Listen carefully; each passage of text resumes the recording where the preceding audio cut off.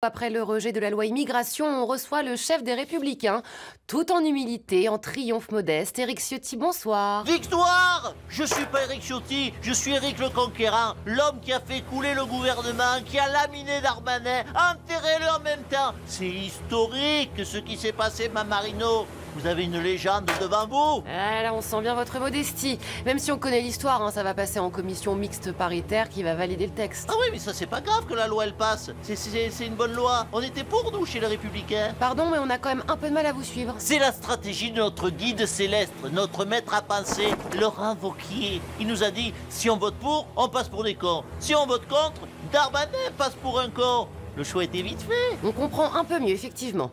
Le passage de Gérald Darmanin aux 20h de TF1 a fait un très bon score, près de 6 millions de téléspectateurs. Ouais, super. Mais j'aurais quand même préféré faire un bon score à l'Assemblée. Comme disait ma grand-mère, allez tous vous faire cuire le cul. Eh oh, ça va, oui? Je t'emmerde. Elle parlait mal, votre mamie.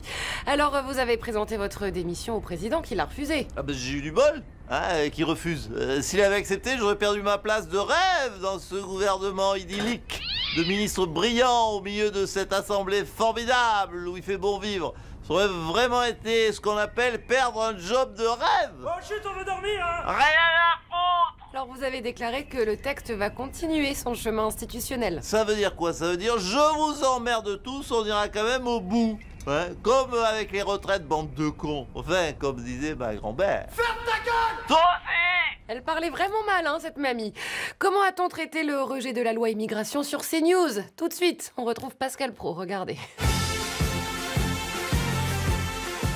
Champagne les gars et bravo RN hein. Attention Pascal, t'es à l'antenne là. Et je sais ma chère Pauline que je suis à l'antenne. Oui à CNews, bonsoir à tous. C'est un petit peu Noël avant l'heure, nous avons eu notre cadeau, le rejet de la loi immigration. Et oui parce qu'avec ce rejet, autant se le dire, on va parler immigration pendant plusieurs semaines. Alors bien sûr je voudrais avoir quand même une pensée pour ce pauvre Malien qui doit être en train en cuisine d'éplucher des patates ou de faire la vaisselle et qui ne sera pas régularisé. Alors, jeune homme, si vous êtes celui dont je parle, si vous avez un coup de blues, n'hésitez pas à nous appeler, on essaiera de vous aider. Voilà, ça c'est bien de faire ça. Mais non, mais je plaisante, cher Laurent Geoffrin. Mais non, il sera expulsé. Qu'est-ce que vous voulez que je vous dise? Il y a des règles du jeu, c'est comme Monopoly. Vous tombez sur la carte prison, vous allez en prison. Voilà, c'est tout. Attendez, excusez-moi.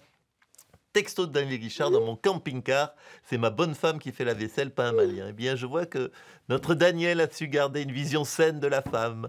Bonsoir à tous et joyeux Noël. Joyeux Noël. Pour continuer à parler du rejet de la loi immigration, Nicolas Sarkozy, notre invité ce soir.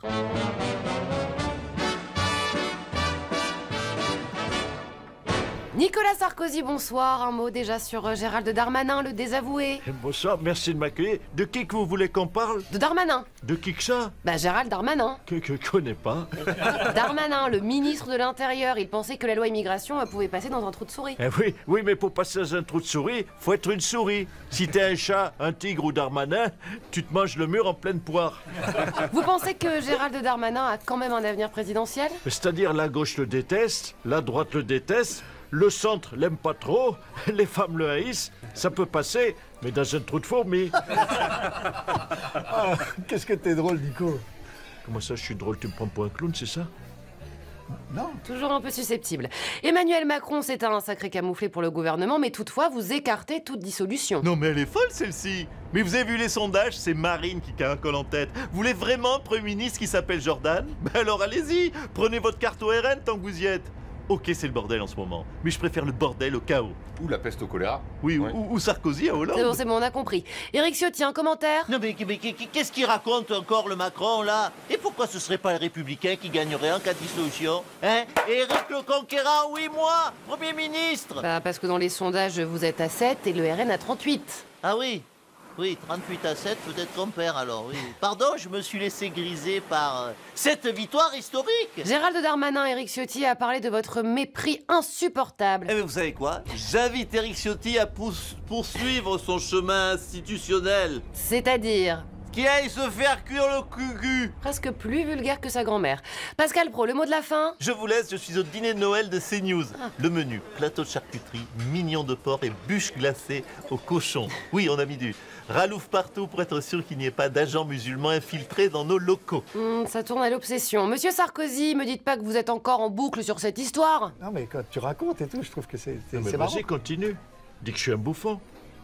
Non, c'est que quand tu racontes, c'est... Tu me prends pour un baltringue, c'est ça. Non.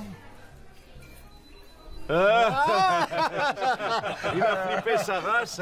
Ah oui, on y a cru, Joe Pesci. Allez, salut à tous, à demain.